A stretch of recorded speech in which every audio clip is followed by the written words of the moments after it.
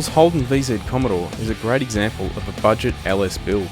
Not lavish in any one area, it shows you can piece together a quick street V8 without a huge outlay. One of only 28 VZ Executive models sold with a factory 6 litre, Al has performed much of the work on the car himself.